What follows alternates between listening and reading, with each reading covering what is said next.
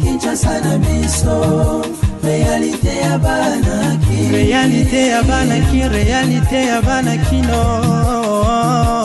Mbote bandeko balandi magazine ya KNB News nazali na esengo ya ko présenter bino édition spéciale ya mokolo na lelo oyo wapi basi ya monde entier bazali ko célébrer journée internationale ya droit de la femme. Na bongo na pesi na basi nyonso ya monde bonne fête. Na journée de la femme au monde entier bazali ko célébrer kasibiso na KNB to penser na basi ya est. Na mokolo ya lelo ya le 8 mars mois oyo ezalaka dédié et pa ya ba femme nyonso to na monde entier kasi lelo na KNB penser na biso ekei et pa ya ba femme ya est oyo bazali ko souffrir na tango basi ebele awa surtout mingi na ville ya Kinshasa bazali ko préparer ndenge nini bakokende resto, ndenge nini bakokende bistro, ndenge nini bakokende boîte de nuit, ndenge nini bakokende terrasse to pe babar pona ko fêter journée ya lelo kasi kuna na este ya République démocratique du Congo basi ebele bazali konyokwama na mokolo ya lelo bazali koleka journée koli na mutu mwana na mokongo ba bagage mosusu na maboko esika azali kokende ezali koyebana te po esika ayoka banzembo po edifier tope asepela na mokolo ya lelo bango bazali koyoka nde balokito ya masasi balokito ya babombe ezali kopesa pasi na yango biso awa na KNB tozali ko célébrer yango elongo na bino ba femme ya est esengeli makasi ezonga nzambe ya lola un jour à côté lema pour na ka ya Est République démocratique du Congo ba mama esengeli makasi ekota na nzoto na yango population ya Kinshasa bafanda kipe kimiate balobaki mais baza basi loko ya biso baza bandeko na biso ça fait mal ndenge biso tozovanda boye biso tozolia toza na paix bango bazokima bambangu na bana non ça fait mal ezo déranger toza tranquille te po baza pe basika loko la biso alors que ezosala biso pasi donc ya motu ya ezalaka ata oza na pasi mais kobosana nzambe te bazalaka courage babosana nzela nzambe te babondela kaka ata azokima mbangu azalaka na titidi ya prière nzambe aotika bango te bamama balembaka vraiment te bamama basoutenaka mosala nyonso comme mpe epai ya jésus bamama batikaki mpe jésus te ndeti mpe na temps oyo ya guerre bamama bazala kaka toujours ferme na baprière po prière ya bamama yango nde ekosala te mpe sa réussite mpe victoire donc mpo na nga mingimingi ka losambo apart nzambe eloko mosusu eza te tokobanda kosala bacalcule tozwi badécision na formule nyonso mais so nzambe aza na kati te ezala zéro mais so nzambe aza na kati toujours victoire ekozala likambo mpe bandi lelo te banda kala alors na temps oyo totikelaka nzambe ye moko azwa poste na place ya makambo nyonso. Gouvernement ya République démocratique du Congo nesika ya kolelaka lelaka tope ya kokende ko betaka masolo par-ci par-là bozali ko tchabasine o bazali ko bomabiso bovandi kimia kasi esengeli boyeba ete bino nde bozali censé ya kopesa solution et pas ya population oyo bazali konyokwa na parti est kimia na bango ekouta epai na bino ba décideur ya République démocratique du Congo moto ko uta libanda te po pesa kimia awa na est po moto nyonso na monde entier azali kotala intérêt na ye kasi bato oyo bazali obligé ya kopesa solution na situation ya Est République démocratique du Congo ezali gouvernement ba mama na parti est bazali ko nyokwama na mokolo ya lelo tandis que baninga bazali ko fêter na kimia balati ba maputa balati kitoko bazali ko fêter kasi misusu na Est République démocratique du Congo bazali ko tambola makolo ngulu bazali ko vivre mama epai bana epai place ya kocha mutu ezali koyebana te tika ete nzambe apesa bino makasi oui basi bazali kosepela mokolo na lelo kasi totunaki na société ba valeur ya mwasi ezali nini bolanda na reportage oyo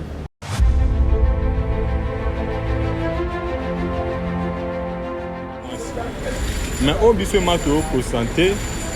na nyonso oyo salama na ba séminaire esalama na baeglise mwa balisanga mpe nde bazosala mpona te ya basi 100% vraiment soki basi oyo bachange bakozala ta na koloba ta 20%. Donc 80% mingi baochange te. Yo vraiment tosenga na basi même si na kati ya mboka bawapia bango valeur wana ya le 8 mars même si na basociété misusu tomona bawapesa basi mwa quelque chose po eza mwana bango ya le 8 mars mais tosenga vraiment bamekano mpe koreflete image oyo bato ya valeur oyo bato bawapesa bango batiango mpe na bavi na bango batiango mpe même si na bafoyer na bango parce que mwasi nde adage moyo alobaka kia éduquer une femme c'est éduquer toute une nation. Donc soki babasi bazwi vraiment éducation vraiment ya malamu même si mboka échanger makambo so vraiment etambola vraiment façon d'habillement même que se comporter quoi rien ne change quoi. Ils mosusu okoki kopesa conseil mais ya bamisu echangeaka te. Mwasi mosusu changement eza te mpona nini ya kopréféré ke ta mosu alata liputa mais mosusu akopréféré alata ne liputa te moto mosusu akopréféré alata ne liputa te mais aza ke conscience ya mobali na ye ke na ndenge bavivra na mwa moke wana ekosala ke mwasi na nga atosanga eya te ke kaka alata liputa po atosa ye. Moi, c'est sans arrêter. Je vois que même si bataille est mis, mais jusque-là, donc sans arrêter. Va toujours les mêmes, va toujours les mêmes, sans arrêter toujours pas. Tout le monde a un nom, voilà, le 8 mars, à son Biliputa, là, ti. Donc, à part ça, en tout cas, il est comment voter. Franc congolais ezali ko perdre ba valeur nango liboso ya dollar bolanda commentaire oyo. Franc congolais ezali ko perdre valeur na yango liboso ya dollar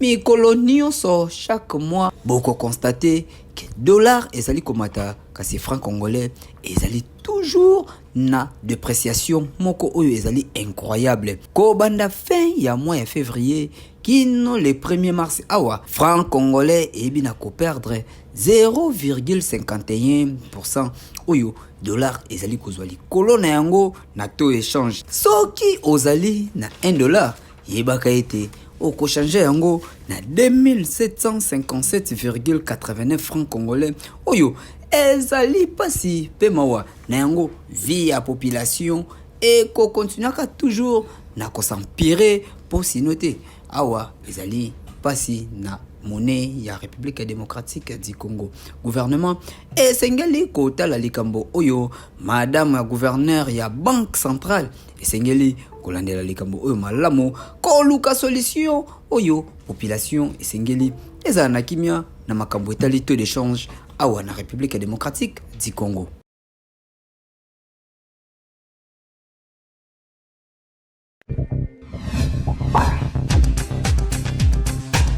Beltesco atiki te azali kaka ko continuer ko sepelisa bana République démocratique du Congo.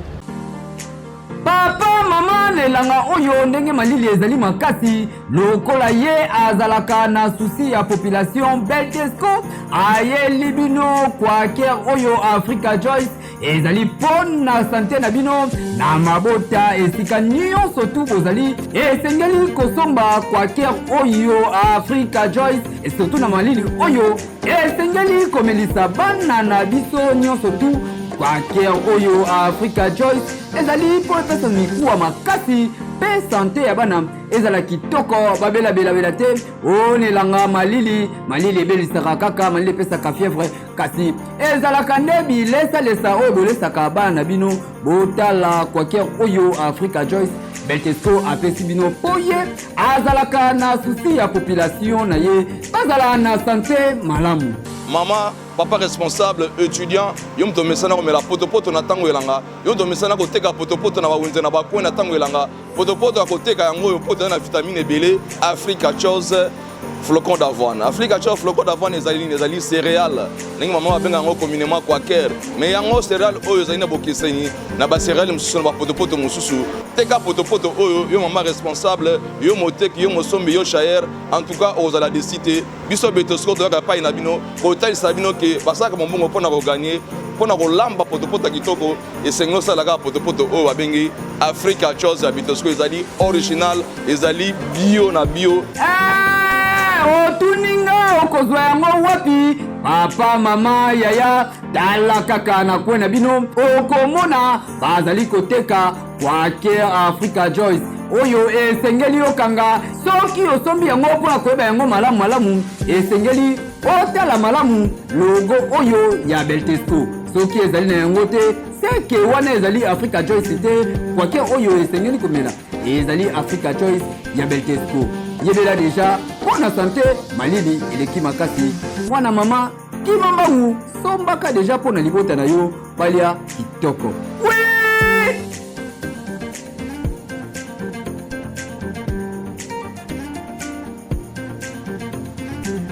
Société Bepas azali kopesa bato mapango na prix ya moke kasi po na basi alobi réduction ya 20%. Bana Kinshasa yo moto orumeli na kozala locataire bayer mafinga ekei ezongi tala occasion à ne pas rater yango yo Société Bepas epesi bino occasion ya kokoma kololo pango na monga fula na nzele pe na maluku na mbongo ya moke ya pamba okomi kololo pango ozali kotuna ngai soki ekozala ndenge nini nyonso ezali kobanda na ouverture ya dossier kaka na $25 ya pamba kasi yo soki ozali mayele okomi kololo pango yoka. Bonjour Bandeko partout dans le monde entier. Déjà, je suis Kevin Bongongo Lisusu. Et pour vous expliquer encore makambo ya ba terrain où tu peux avoir avantage na nous surtout avec la facilité à le terrain en crédit na Kimwenza Sele Temalo. Alors, le lot que tu fais qui te détailler plus sur Kimwenza. Place Nazali, ezali site na biso ya Kimwenza. Alors, site na biso oyo tobetela nous cela chaque fois que vous avez la capacité à rejoindre na nyongo. Donc, vous avez la capacité à rejoindre na nyongo ko futa malembe pendant 2 ans. Et site yango tozali na bandi beli bien vous mona na détail, vous mona beauté na yango, vous mona ndenge ezali na banzete encore et puis ndenge muto pe bien autozo respirer toto yo musika na mwa makambo ebele na ndenge tosouffrir na moyo tout ça awa nanu mamba inondation ya communauté awa toza nanu vraiment na mabele moko ya bien mutuka eza accessible kolongwa makadam tiko koma mutuka eza accessible et toza juste sur la grande route c'est là où les autres qui kokoma na lemba imbo donc toza na nzela wana nipesa site na biso ya terrain isa ya 20/20 la place ya boye kitoko boye la fraîcheur mutu dezo kota malé dezo tonga et puis en face na biso déjà ba bandi déjà ko construire côté mususu toza na régie des eaux de l'autre côté toza na mino Congo donc courant déjà facile vraiment pour kota c'est juste que ceux qui oye ko fanda ni ko kota parce que jamais SNEL a repris sa courant c'est va abonner bazate otuningai okozwa Société Bepas wapi yoka adresse ancienne galerie présidentielle localité M4 na boulevard du 30 juin ozali mobimba topé obengi na numéro oyo plus 243 89 000 4477 topé na numéro oyo plus 243 97 74 26 474 malamoko ozwi ba responsable ya Société Bepas yoka ba place yango oyo ba terrain ezali tala na nzele ezali bongo na quartier Kindobo référence mausolée ya papa Etienne ozali wana mobimba na Mangafula ezali bongo na quartier Kimwenza oza mobimba okomi na yo kololo pango ebongo na maluku yango kutu ezali na yango pembeni ya boulevard référence zone spéciale économique tala soki otikali locataire tope ovandaka kaka na lopango ya famille etali yo kasi société bepas alobi azali na susi okoma pe kolo lopango ekeyo oui. Cabinet médical Kiami ezali ko traité basi nyonso kasi na prix ya mokie.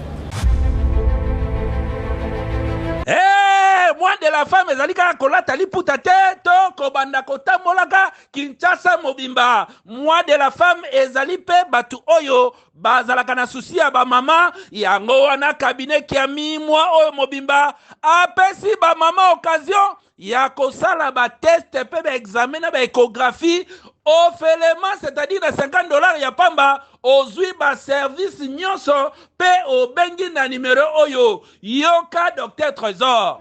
Bonjour, je suis le docteur Trésor Kiabanzaouk. Alors c'est mars, dans le cadre du mois de la femme, ma structure Kiami Medical Center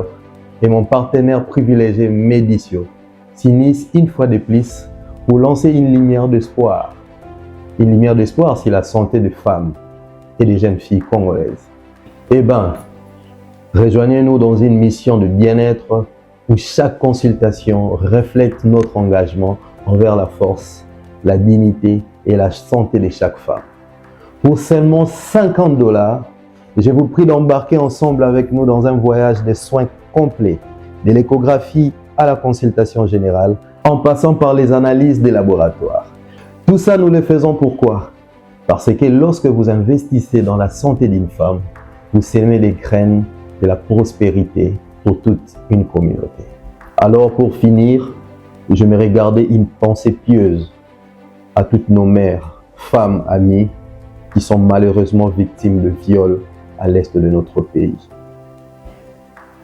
Cabinet Kiami Medical ezali wapi na numéro 50 bis allée verte commune Ngaliema pembeni ya église présence de Dieu okomi wana okoti na cabinet Kiami ba mama esika na bino ya kosala ba examen nyonso yango yo bazali kozela bino na mois de la femme oyo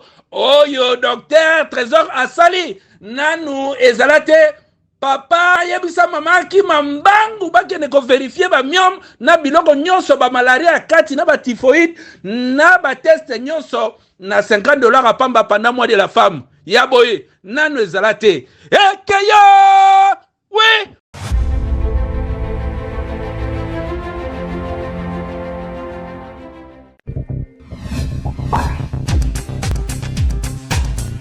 TikTok na biso na mokolo na lelo. Naka grand challenger ya tembe. Na ngaka na lia mpuku me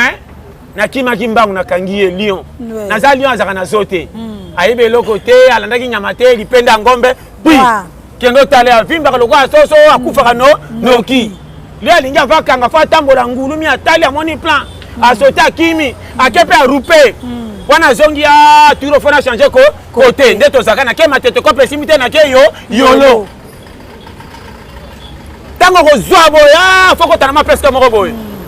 Yana nga moko. Elongo la mabibi banda tongo. O bakena na kati tango to kitsabe misenga bima. Oniksi na mutu wana swa musique zo katota no douleur musala ndenga na utaki minga yebi ebima challenger. Mutabato chena kise ko zwate. Zamba otara na mutoki na lembo ngolo kai vanda wana.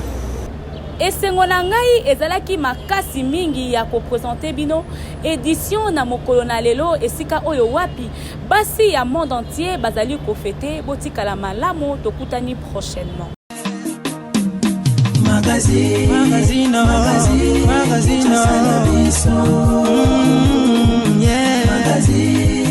Magazine Kinshasa na biso réalité ya banaki réalité ya banaki kino